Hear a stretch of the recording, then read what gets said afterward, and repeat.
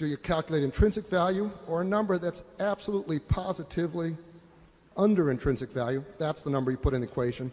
And even when you find a stock selling for less than this lower bound of intrinsic value, do you still do the homework on the second part and analyze, will the intrinsic value go down in the future?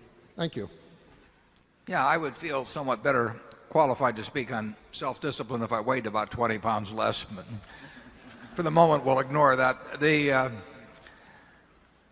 The second part of your question relating to intrinsic value going down, actually, if you compute intrinsic value as reflecting the discounted value of future cash flows, that should have built into it a calculation that allows for the fact that certain businesses are going to earn less in the future than now. It isn't that their intrinsic value goes down then, because you should build it into your calculation right now. But as we've pointed out many times in the past, intrinsic value is terribly important and very fuzzy. And we do our best to work with in the kind of businesses where we think that we have the highest probabilities, where our predictions are of a fairly highly probable nature. And that leaves out all kinds of companies. It's pretty good, we'll say, it's something like a natural gas pipeline. I mean, the chances of big surprises in a pipeline should be relatively small. That doesn't mean they're zero, but they're relatively small. Now let's assume that you had a gas pipeline, which some have, where either the supply of gas is going to run down, or where there are competitive pipelines that may be trying to take away your contracts that you wrote 10 years ago and expire in 2 years, and you're going to have to cut prices.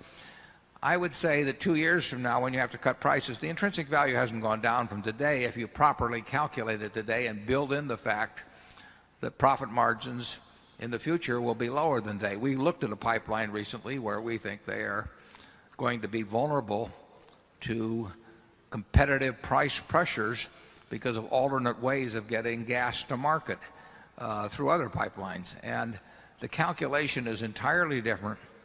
The calculation isn't different. The results are different in terms of that pipeline versus a pipeline that is the lowering gas from one market to another and will remain the low-cost producer. But it isn't.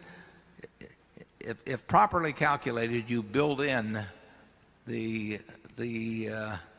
prediction of decline in future operating earnings. You don't wait till you get there to anticipate it. Charlie's famous for saying that all he wants to know is where he's going to die, so he'll never go there. Well, that's part of predicting in business. I mean, I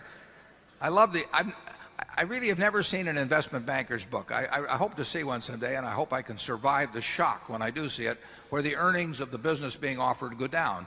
Lots of businesses' earnings go down, and they're going to go down. And I get all this nonsense, where they project it out for 10 years, and it always goes up. It just isn't the real world. And you have to analyze businesses. Some businesses are going to be subjected to enormous competitive pressures that aren't extant today.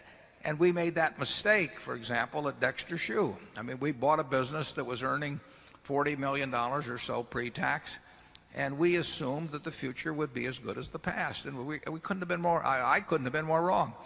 So that was a case of projecting into the future conditions which were not going to exist in the future, competitive conditions. That's part of business. And I will tell you that 20% of the Fortune 500, but I don't know which 20% are going to be earning, significantly less money probably 5 years from now than they are today. And that's what the game is all about, figuring out what those future cash flows are likely to be. And when you feel you can't come up with reasonable estimates in that respect, you move on to the next one.